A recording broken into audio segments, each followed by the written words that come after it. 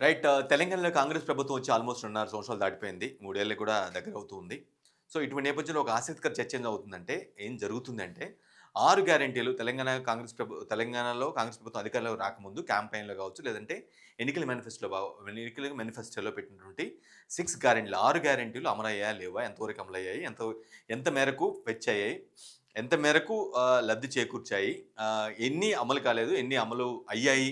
అనే అంశాలు చర్చకొస్తున్న నేపథ్యంలో ఒక చిన్న అనాలిసిస్‌లా చేయబోతున్నాం. ఏం ప్రకటించారు? ఎంతవరకు అమలయ్యాయి? ఎక్కడెక్కడ వాళ్ళు లబ్ధి పొందారు? అంటే లబ్ధిదారులు లబ్ధి పొందారు. అట్ ది సేమ్ టైమ్ ప్రభుత్వానికి మైలేజ్ వచ్చింది. ఈ అంశాలపై చర్చించబోతున్నాం. ముందుగా ఒకసారి చూడండి. 6 హామీలకు సంబంధించి ఒక చిన్న బ్లూ ప్రింట్ లాగా ఇచ్చాం. మహాలక్ష్మి ఫస్టు, 2 రైతు భరోసా, 3 గృహజ్యోతి, 4 ఇందిరమ్మ ఇండ్లు, 5 యువ వికాసం, 6 చేయూత. సో, ఈ 6 హామీలని 6 గ్యారంటీలుగా తెలంగాణలో ఆహ్, అంటే కాంగ్రెస్ ప్రభుత్వం అధికారంలోకి రాకముందు క్యాంపెయిన్‌లో బాగా విస్తృతంగా ప్రచారం చేశారు. సోనియా గాంధీ నుంచి కావచ్చు, లేదంటే రాహుల్ గాంధీ, ప్రియాంక గాంధీ కావచ్చు, కాంగ్రెస్ పెద్దలందరూ కూడా వచ్చి క్యాంపెయిన్ చేసి 6 గ్యారంటీలు ఫుల్ ఫ్లెడ్జ్డ్‌గా అమలు చేస్తామని చెప్పేసి క్యాంపెయిన్ చేశారు. మొత్తానికైతే 10 సంవత్సరాల ప్రభుత్వం పైన ఏదైనా కాస్త కూస్త వ్యతిరేకత, వీళ్ళు ఇచ్చిన హామీలు అన్నీ కలిపి మొత్తానికైతే అధికారంలోకి వచ్చింది. సో, ఈ 6 గ్యారంటీలు ఎంతవరకు అమలయ్యాయి ఏంటో ఒకసారి ఒక్కొక్క స్కీమ్ గురించి చూద్దాం. బ్రీఫ్‌గా చూద్దాం. కాంగ్రెస్ ప్రకటించిన 6 హామీల్లో మొట్టమొదటిది మహాలక్ష్మి అనుకోండి. మహిళలకు ప్రతి నెల 2500, రూ. 500 గ్యాస్ సిలిండరు, ఆర్టీసీలో మహిళలకు ఉచిత బస్సు ప్రయాణం. అంటే మహిళలకు అంటే వాళ్ళ ఎన్నికల మేనిఫెస్టోలో కావచ్చు, 6 గ్యారంటీలో కావచ్చు, మహిళల్ని బేస్ చేసుకొని వాళ్ళకి లబ్ధి చేకూర్చే పథకాలు, వాళ్ళ సంక్షేమం కోసం తీర్చిదిద్దినటువంటి పథకాలు ఏవైతే ఉన్నాయో అవన్నీ కూడా మహాలక్ష్మి కిందకొస్తాయి.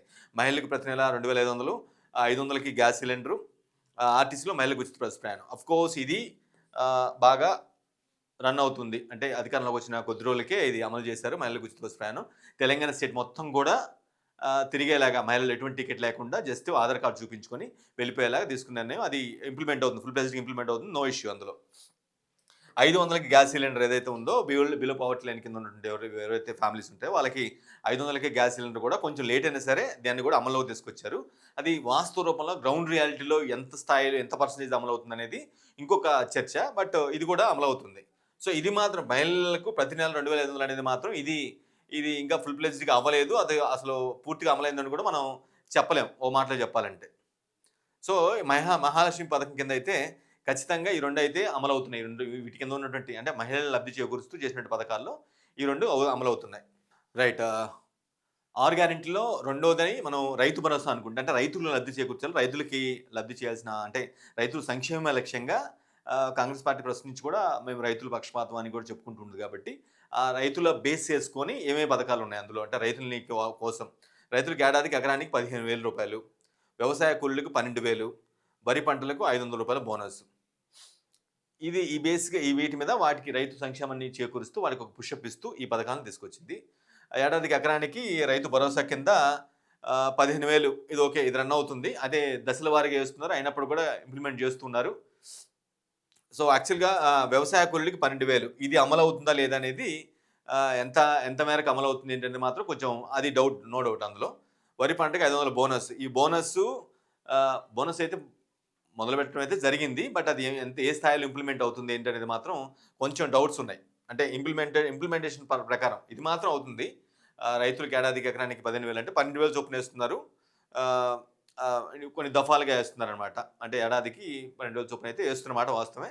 ఎకరాలు బేస్ చేసుకొని 9 ఎకరాల నుంచి ఆల్మోస్ట్ 54 ఎకరాల వరకు కూడా మేము ఇస్తున్నాం అనేది మొన్న ఈ మధ్య కూడా బట్టి విక్రమార్క సభలో చెప్పారు. రైతు భరోసా సంబంధించినటువంటి పంపిణీకి సంబంధించినటువంటి భరోసా దీక్షలో కూడా చెప్పడం జరిగింది.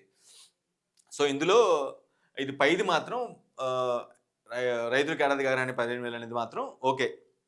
రైట్. మనం యాక్చువల్‌గా 12,000 అధికారికంగా మనకి వాళ్ళు వేస్తుంది మాత్రం ఇక్కడ 15,000 అని ఉంది. ఓకే. నెక్స్ట్ ఇదేంటి గృహజ్యోతి. ప్రతి కుటుంబానికి నెలకి 200 యూనిట్ల వరకు ఉచిత విద్యుత్తు, ఇందిరమ్మ ఇల్లు. అంటే పేద మధ్య తరగతి వాళ్ళు ఎవరైతే ఉంటారో వాళ్ళు బిలో పవర్టీ లైన్ కింద వాళ్ళకి ఒక కూడుగుడ్డ ఇవ్వటంతో పాటుగా ఇది ఉచిత విద్యుత్ అనేది ఒక అదనపు బెనిఫిట్ అనే ప్రాస్పెక్ట్‌లో అది కూడా తీసుకురావడం జరిగింది. రైట్. గృహజ్యోతి కింద ప్రతి కుటుంబానికి నెలకి 200 యూనిట్ల వరకు విద్యుత్తు జరుగుతుంది. నో డౌట్ అందులో. ఇందిరమ్మ ఇల్లు అనేవి కూడా నిర్మాణం అవుతుంది. కొన్నేమో పంపిణీ కూడా చేయడం జరిగింది. అదే ఏ స్థాయిలో ఎంత పర్సెంటేజ్ జరిగింది, ఎంత అనేది మాత్రం అది ఇంకొక సెపరేట్‌గా మనం చర్చించాల్సిన అంశం. బట్ ఈ 2 కూడా జరుగుతున్నట్టుగా మనం ఇందులో గృహజ్యోతి కింద పెట్టినట్టు 2 పాయింట్స్ కూడా జరుగుతున్నవి. ఇది ఫుల్ ఫ్లెడ్జ్‌గా జరుగుతుంది పైది. ప్రతి కుటుంబానికి 200 యూనిట్ల వరకు ఉచిత విద్యుత్ అనేది. ఇందిరమ్మ ఇల్లు అనేది మాత్రం అది కొంత కంపారబుల్‌గా అది చర్చ స్టాటిస్టిక్స్ తీసుకొని చెప్పాల్సిన అవసరం ఉంది కాబట్టి నడుస్తుంది. కానీ ఎంత మేరకు దొరుకుతుందనేది మాత్రం అది ఒక డిఫరెంట్ యాస్పెక్ట్. ఇంకొకటి ఇందిరమ్మ ఇల్లు. ఇల్లు లేని వారికి ఇంటి స్థలం, గృహ నిర్మాణం 5,00,000 వరకు ఆర్థిక సాయం. ఇది ఇల్లు లేని వారికి ఇంటి స్థలాలు కూడా జరుగుతున్నాయి. గృహ నిర్మాణానికి 5,00,000 వరకు ఆర్థిక సాయం కూడా జరుగుతుంది. ఈ రెండైతే అమల్లోనే ఉన్నాయి. బట్ ఏ స్థాయి, ఎంత ఇంపాక్టు, ఏ రేంజ్, ఎంత పరిధిలో జరుగుతుందనేది మాత్రం మనం పాక్షికంగా ఫుల్ ఫ్లెడ్జ్‌గా జరుగుతుందనేది మనం చూద్దాం. నెక్స్ట్ చూద్దాం. యువ వికాసం అంటే విద్యార్థులు బేస్ చేసుకొని, నిరుద్యోగులు, స్టూడెంట్స్ వాళ్ళని బేస్ చేసుకొని ఇచ్చినటువంటి రూపొందించినటువంటి యువ వికాసం 6 గ్యారెంటీలో ఇదొకటి. ఇందులో విద్యార్థులకు విద్యా భరోసా కార్డు, నిరుద్యోగులకు ఉద్యోగాలు, నైపుణ్యాభివృద్ధి అవకాశాలు ఈ 2 అంటే విద్యా భరోసా కార్డు అనేది ఇచ్చారా లేదా అనేది మనకి కొంత డైలమా, అది లోతుగా మనం చర్చించాల్సిన అవసరం ఉంది. బట్ ఈ 2 అయితే నిరుద్యోగులకి ఉద్యోగాలు, నైపుణ్యాభివృద్ధి అవకాశాలు కొంత జరుగుతున్నాయని మనం ఒప్పుకోవాలి. ఎందుకంటే నిరుద్యోగులకు ఉద్యోగాలు అయితే ఇచ్చే ఆల్మోస్ట్ కొంతవరకు దాదాపు 30-40 వేల వరకు పైన ఇచ్చామనేది అధికారికంగానే పెద్ద ప్రెస్ మీట్ పెట్టో, లేదంటేనేమో ఒక సభ పెట్టో, లేదంటే ఉద్యోగ నియామక పత్రాలు ఇచ్చో మొత్తానికైతే జరిగిన మాట వాస్తవం, జరుగుతుంది. అఫ్కోర్స్ ఆ ఉద్యోగాలన్నీ కూడా మా పరిధిలో, మా హయాంలో ఎగ్జామ్స్ అన్నీ అయిపోయినాయి, మీరు జస్ట్ ఏదో నియామక పత్రాలు ఇచ్చారని చెప్పి అపోజిషన్ అంటున్నారు. అది వేరే విషయం. ఒక వాళ్ళ అనుకూలం నైపుణ్యాభివృద్ధి అవకాశాలు, స్కిల్ డెవలప్మెంట్ నేపథ్యంలో కొన్ని స్కిల్ డెవలప్మెంట్ సెంటర్స్ కూడా పెట్టి వాళ్ళ నైపుణ్యానికి, అంటే యువతకి కొంత నైపుణ్యం ఉంటే ఉద్యోగావకాశాలు వచ్చే అవకాశం ఉంటుంది కాబట్టి అది స్కిల్ నేర్పించాల్సిన అవకాశం నేపథ్యంలో ఇవి కూడా అవుతున్నాయి. 6వ హామీ చేయూత అనుకోండి. వృద్ధులు, వితంతువులు, దివ్యాంగులకు పెన్షన్ పెంపు, రాజీవ్ ఆరోగ్యశ్రీ పరిమితి 10 లక్షల పెంపు. ఓకే, ఇది జరుగుతుంది. పెన్షన్ పెంపు సంబంధించి చేయూత అంటే వృద్ధులు, దివ్యాంగులు, వితంతువులు ఎవరైతే ఆల్మోస్ట్ మిడిల్ ఏజ్ దాటిన వ్యక్తులు ఎవరైతే ఉంటారో వాళ్ళందరి కోసం ఇది ఇచ్చారు. అంటే హెల్త్ బేస్ మీద ఒక మాట చెప్పాలంటే, హెల్త్ బేస్ మీద మిడిల్ ఏజ్ దాటినటువంటి వ్యక్తులందరూ కూడా ఇది వృద్ధులకు, వితంతులకు, దివ్యాంగులకు పెన్షన్ పెంపు జరుగుతుంది. రాజీవ్ ఆరోగ్యశ్రీ పెంపు 10 లక్షలకు కూడా పెంపు, ఇది కూడా జరిగింది. సో ఇది 6 హామీలు. ఇవి ఇప్పుడు ఎంతవరకు అమలయ్యాయి ఏంటనేది అది కూడా చూద్దాం. ఇప్పటి వరకు ఏమేమి అమలయ్యాయి అంటే 6 గ్యారెంటీలు ఏమేమి అమలయ్యాయి? ఫస్ట్ మహిళలకు ఆర్టీసీ బస్సులో ఉచిత ప్రయాణం నడుస్తుంది. నో డౌట్ రాష్ట్ర వ్యాప్తంగా మహిళలందరూ కూడా వితౌట్ డబ్బులు లేకుండానే తిరుగుతున్న పరిస్థితి కనిపిస్తుంది. నో డౌట్ అందులో 500 గ్యాస్ సిలిండరు అర్హులైన లబ్ధిదారులందరికీ కూడా 500 రూపాయలకి గ్యాస్ సిలిండరు, ఇది కూడా ఇట్స్ వర్కింగ్. 200 యూనిట్ల వరకు ఉచిత విద్యుత్, ఇది కూడా నడుస్తుంది. ఆరోగ్యశ్రీ పరిమితి 10 లక్షల పెంపు, ఇది కూడా నడుస్తుంది. రైతులకు పంట రుణమాఫీ, అంటే రుణమాఫీ జరుగుతున్న మాట వాస్తవం, కానీ ఎంత స్కేల్, ఎంత ఏందనేది మాటల విషయంలో అధికారం, విపక్ష మధ్య మాట్లాడడం జరుగుతుంది. కొంత విభేదాలు అయితే ఇందులో ఉన్నాయి. మేము అంత చేసేవాళ్ళం, మీరు ఇంత చేశారు, ఇంత చేయలేదు, పూర్తి స్థాయిలో చేయలేదు, అది ఇది అని చెప్పేసి విపక్షం అంటున్నప్పుడు కూడా మేము స్టాటిస్టిక్స్ సహా, లెక్కలతో సహా మేము చూపిస్తాము, మేము చేస్తున్నామని కాంగ్రెస్ గవర్నమెంట్ అంటుంది. ఇంతవరకు అమలయ్యే వాటిలో వీటిని చెప్పుకోవచ్చు. అంటే ఒక స్కీమ్ తీసుకొస్తే గ్యారెంటీలు కావచ్చు, స్కీమ్స్, పథకం సరే, ఒకటి పూర్తిగా అమలు అవుతుంది, ఒకటి పాక్షికంగా. అంటే పూర్తి స్థాయిలో అమలు కాకపోవటం వేరు, కొంత అమలయ్యి కొద్దిగా అటు ఇటుగా నడుస్తుంది వేరే వ్యవహారం వేరు. అట్లా ఆ విధంగా పాక్షికంగా అమలైనవి 6 గ్యారెంటీల్లో ఏదైతే ఫుల్ ప్లెజ్డ్ కాకుండా ఒక యావరేజ్గా అమలైన అంశాలు ఒకసారి చూద్దాం. ఇందిరమ్మ ఇళ్ళ పథకం ప్రారంభమైంది, అయితే అందరికీ ఇల్లు మంజూరు కాలేదని, అమలు దశల వారికి కొనసాగుతుందని ప్రభుత్వం చెప్తుంది. పథకం అమలైంది కానీ పూర్తి స్థాయిలో ఒకేసారి లబ్ధిదారులకు అందట్లేదు, అందేలా చేసేది కూడా మేమే అని స్పష్టంగా ప్రభుత్వం చాలా బలంగా చెప్తూ ఉంది. అమలు దశల వారీగా జరుగుతుంది, స్టెప్ బై స్టెప్ జరుగుతుంది. మీరు ఒకేసారి అంటే కుదరదు కదా. సో దానికి కూడా నిర్మాణం అదంతా జరగాలి, ఇట్లా అలొకేషన్కి సంబంధించి లెక్కలు కూడా ఉంటాయి కాబట్టి అట్లా విధంగా చెప్తుంది. రైతు భరోసా అమలులో కొన్ని అంశాలు ప్రారంభమైనప్పటికి కూడా ఎన్నికల్లో ప్రకటించిన అన్ని భాగాలు, అఫ్కోర్స్ వ్యవసాయ కూలీలకు సాయం, వరి బోనస్ అనే సందర్భాల్లో పూర్తి స్థాయిలో అమలు కాలేదని ప్రతిపక్షాల విమర్శలు. సరే, నిజానికి వాళ్ళు చెప్తున్నట్టు కూడా రైతు భరోసా నేపథ్యం, అంటే రైతు భరోసా రైతుకు ఒక ఉండాలనే ఉద్దేశంతో, ఒక బాండింగ్ బూస్టప్ ఉండాలనే ఉద్దేశంతో కొన్ని అంశాలను తీసుకొని అన్నింటిని కూడా జతపరిచి రైతు శ్రేయస్కరంగా 6 గ్యారెంటీలో ఒక విభాగాన్ని పెట్టారు కాబట్టి వాటిలో కొన్ని అంశాలు ప్రారంభమయ్యాయి. నో డౌట్ అందులో రుణమాఫీ కావచ్చు, లేదంటేనో ఇది పెట్టుబడి సాయం కావచ్చు, రైతు భరోసా కావచ్చు, ఇవన్నీ కూడా జరుగుతున్నమాట వాస్తవమే.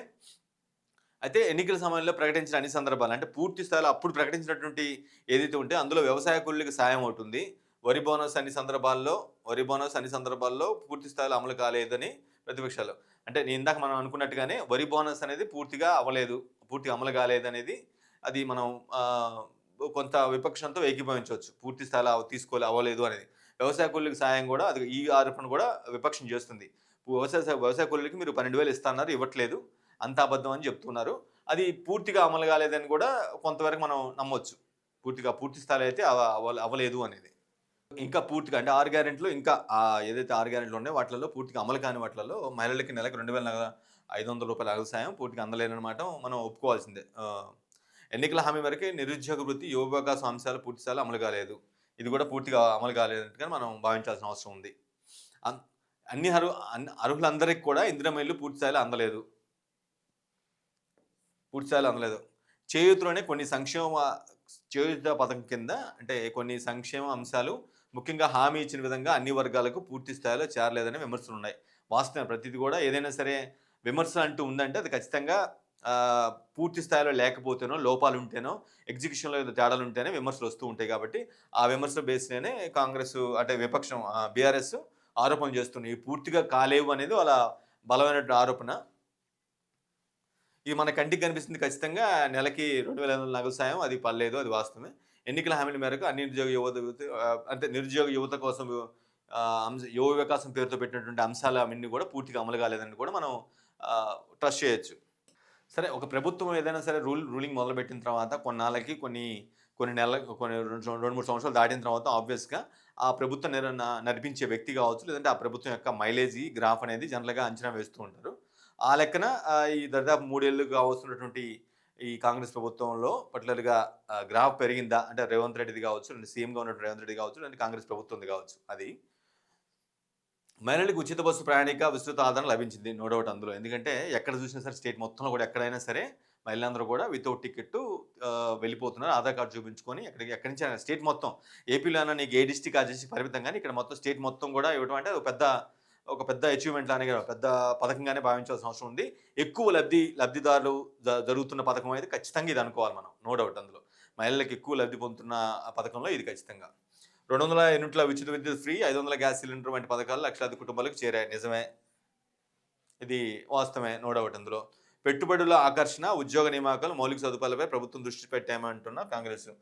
పెట్టుబడుల ఆకర్షణ మనకి ఈ మధ్య కదా వచ్చినప్పటి నుంచి కూడా ఆయన ఆ టూర్ కానీ, లేదంటే స్విట్జర్లాండ్ కావచ్చు, లేదంటే దావోస్ కానీ అక్కడిక్కడికి వెళ్ళి లేదంటేనో ఇండస్ట్రీస్‌లు తీసుకురావడంలో కొంతమేరకు ఖచ్చితంగా సక్సెస్ అయ్యారనుకోవాలి. ఉద్యోగ నియామక పత్రాలు సరే మనం ఇందాక యువ వికాసంలో భాగంగా ఏదైతే ఉద్యోగులకి నియామక పత్రాలు అంటే ఉద్యోగాల కల్పన జరిగింది కాబట్టి ప్రభుత్వ ఉద్యోగులు వాటికి నియామక పత్రాలు కూడా ఇవ్వడం కూడా మనం చూసాం కాబట్టి అది కూడా ఓకే. మౌలిక సదుపాయాలపై ప్రభుత్వం దృష్టి. ఏదైనా ఒక అట్మాస్ఫియర్ క్రియేట్ అవ్వాలంటే ఇండస్ట్రీస్ రావాలన్నా సరే ఆ ఉన్న ఏరియాలో ఉన్నటువంటి ఏమైతే ఉన్నాయో ఆ ఏరియాలో ఏవైతే ఉన్నాయో అంటే ఒక ఇండస్ట్రీ కల్పన కావచ్చు, లేదంటే ప్రభుత్వానికి ఏదైనా ఒక పరిశ్రమ రావాలన్నా, ఇంకేదన్నా కారిడార్ రావాలన్నా సరే ఒక మౌలిక సదుపాయాల క్రియేషన్ అనేది అక్కడ ఉండాలి కాబట్టి అవి ఉంటేనే వచ్చే అవకాశం ఉంటుంది కాబట్టి వాటిపైన కూడా దృష్టి పెట్టిన మాట వాస్తవం. No doubt. సో ఈ మూడు బేస్ మీద గ్రాఫ్ పెరిగిందని అనుకోవాలి. ఈ 3 అంశాల మీద ఏదైతే ఉన్నాయో కీలకంగా ఉన్నటువంటి ఈ 3 అంశాలు ఈ అంశాల్లో ఖచ్చితంగా రేవంత్ రెడ్డి లేదా తెలంగాణ కాంగ్రెస్ ప్రభుత్వం గ్రాఫ్ పెరిగిందని అనుకోవాలి. ఇప్పుడు గ్రాఫ్ పెరగటమే కాదు తగ్గటం కూడా. తగ్గటానికి కూడా కొన్ని రీజన్స్ ఉంటాయి కదా. ఎందుకు తగ్గుతుంది? ఏదన్నా జనరల్‌గా ఇచ్చిన హామీ అమలు చేయకపోతేనో, లేదంటేనో వాటిలో ల్యాప్సెస్ ఉంటేనో, లేదంటేనో ఫుల్ ప్లెడ్జ్డ్‌గా అమలు కాకపోతేనేమో అటువంటి ఒపీనియన్ ఉంటుంది కాబట్టి సో అలా చెప్పేవేంటంటే మహిళలకు 2,500 వంటి కీలక హామీలు అమలు కాలేదు. అది ఎవరికైతే లబ్ధిదారులు ఉంటారో 2,500 హామీ ఏదైతే ఉందో అది అమలు కాలేదు అనేది మాత్రం మనం యాక్సెప్ట్ చేయాలి. ఈ విషయంలో గ్రాఫ్ తగ్గిందనే అంశాలు అనుకుంటారు. ఆర్థిక ఇబ్బందుల కారణంగా కొన్ని పథకాలు ఆలస్యమైన ప్రభుత్వంగా స్వయం చెప్పడం. ఆఫ్‌కోర్స్ ఏ ప్రభుత్వం అయినా సరే ఆర్థిక ఇబ్బందులు మామూలే. ఎకనామికల్ ఫిజిబిలిటీ చూసుకొని స్కీమ్స్ రన్ చేయాల్సి ఉంటుంది కాబట్టి ఆ నేపథ్యంలో ప్రభుత్వం స్వయంగా చెప్తుంది కొన్ని ఆలస్యం అవుతుందని. ఇది ఒక డ్రాబ్యాక్‌గానే మనం అనుకుంటూ ఉంటారు. సహజంగా అనుకుంటూ ఉంటారు. బీఆర్ఎస్, బీజేపీ 6 గ్యారెంటీలు పూర్తిగా అమలు కాలేదంటూ నిరంతరం విమర్శలు చేస్తుంటారు. ఏ ప్రభుత్వానికైనా సరే విపక్షాలు కామం కాబట్టి మీరు చెప్పినవి పూర్తిగా అమలు కాలేదు అని నిరంతరం జనాల్లో తీసుకెళ్లే ప్రయత్నం చేయడం వల్ల ఏంటంటే కొంత గ్రాఫ్ మీద ఎఫెక్ట్ పడే అవకాశం స్పష్టంగా ఉంటుంది. ఈ మొత్తానికి కాంగ్రెస్ ప్రభుత్వం తీసుకొచ్చినటువంటి 6 గ్యారెంటీలకు సంబంధించి 6 గ్యారెంటీలో మహాలక్ష్మి, రైతు భరోసా, గృహజ్యోతి, ఇందిరమణులు, యువ వికాసం, చేయూత ఇవన్నీ 6 గ్యారెంటీలు అంటే అన్ని వర్గాలని బేస్ చేసుకొని క్రియేట్ చేసుకున్నటువంటి ఏదైతే ఉందో ఒక ఎన్నికల మేనిఫెస్టో కావచ్చు, లేదంటేనేమో వాళ్ళ యొక్క ఎన్నికల వ్యూహం కావచ్చు, వాటికి సంబంధించి మనం పథకాలు ఎంతవరకు అమలయ్యాయి ఏంటి అనేది అంటే అఫ్‌కోర్స్ అమలు చేయటం వేరు, పూర్తి ఫుల్ ఫ్లెడ్జ్డ్‌గా అమలు చేయటం వేరు. కొన్ని మొదలుపెట్టి పాక్షికంగా మొదలుపెట్టి కొంత ఆర్థిక ఇబ్బందుల వల్ల స్టాప్ అవ్వటం వేరు. సరే ఓవరాల్‌గా ఎసెన్స్ ఏంటి? ఏంది? గ్రాఫ్ పెరిగిందా? పెరుగుతుందా? అనేది మాత్రం ఇప్పుడే ఈ స్థాయి ఇప్పుడు ఈ లెవెల్‌లోనే కంప్లీట్‌గా చెప్పలేం. కొంత మేరకు కొన్ని బ కొన్ని పథకాల్లో ప్రభుత్వానికి మంచి బూస్టప్ ఉంది. కొన్ని పథకాల నిర్వహణలో కొద్దిగా ఎగ్జిక్యూషన్‌లో కొద్దిగా తేడా ఉండటం వల్ల ఆ విషయంలో కొద్దిగా డ్రాబ్యాక్‌గా అనిపిస్తుంది. నో డౌట్ అందులో. అది ఈ ప్రభుత్వం కాదు. ఏ ప్రభుత్వం ఉన్నా సరే ఫుల్ ఫ్లెడ్జ్డ్‌గా ఏది అమలు చేయలేదు కాబట్టి సో, అమలు అయిన వాటి మీద ఖచ్చితంగా గ్రాఫ్ ఉంటుంది. అమలు కాని వాటి మీద గ్రాఫ్ ఖచ్చితంగా తగ్గే అవకాశం అయితే స్పష్టంగా ఉంటుంది. సరే ఇదే బేస్ మీద ఈ ప్రభుత్వం మాత్రం చాలా బలంగా నెక్స్ట్ కూడా ఖచ్చితంగా మేమే గెలుస్తాం. ఇది ప్రజా ప్రభుత్వం. ఎవరు ఎన్ని చేసినా సరే ఖచ్చితంగా కాంగ్రెస్ ప్రభుత్వం రెండోసారి వస్తుందని చాలా బలంగా రేవంత్ రెడ్డి లేదంటే కాంగ్రెస్ పార్టీ నేతలు చెప్తున్నారు. బట్ బీఆర్ఎస్ మాత్రం ఇప్పటికే ప్రజల వ్యతిరేకత వచ్చింది. నెక్స్ట్ 117 కాదు కదా! 11 కూడా రావు, 17 కూడా రావు అని చెప్పేసి బీఆర్ఎస్ ఇప్పటికే కౌంటర్ ఇవ్వడం కూడా జరుగుతుంది. సరే విపక్షం, అధికార పక్షం అది ఖచ్చితంగా కౌంటర్‌లు అనుకోవటం, పథకాల విషయంలో డిస్కషన్ రావటం, చర్చ కొనసాగించుకోవడం ఇవన్నీ కూడా మామూలే. బట్ ఓవరాల్‌గా జనాలు ఏమనుకుంటున్నారు? జనాల యొక్క ఒపీనియన్ ఏంటి? ఓటు వేసే సమయానికి ఎటువంటి పరిస్థితులు ఉంటాయి అనే బేస్ బట్టే నెక్స్ట్ ఎన్నికల్లో ఆ ఫలితం ఉండే అవకాశం స్పష్టంగా కనిపిస్తుంది. గ్రాఫ్ బేస్ మాత్రం కొన్ని పథకాలకి గ్రాఫ్ పెరిగినట్టే. కొన్ని పథకాల అమల్లో ఎగ్జిక్యూషన్‌లో కొద్దిగా వేరియేషన్స్, డిఫరెన్స్‌లు కొద్దిగా పూర్తి స్థాయిలో అవ్వలేదు కాబట్టి గ్రాఫ్ తగ్గుతున్న మాట కూడా వాస్తవమే. కొన్ని సందర్భాల్లో కొన్ని పథకాల ఎగ్జిక్యూషన్‌లో ఫుల్ ఫ్లెడ్జ్డ్‌గా ఉన్నాయి కాబట్టి గ్రాఫ్ పెరిగింది. అంటే ఏ పథకానికి ఆ పథకం దాన్ని ఇంప్లిమెంట్ అయ్యే తీరు కాబట్టి లేదంటేనేమో లబ్ధి చేకూరే లబ్ధిదారులకి చేరే మేలును బట్టి ఖచ్చితంగా ఆ గ్రాఫ్ డిపెండ్ అయి ఉంటుంది.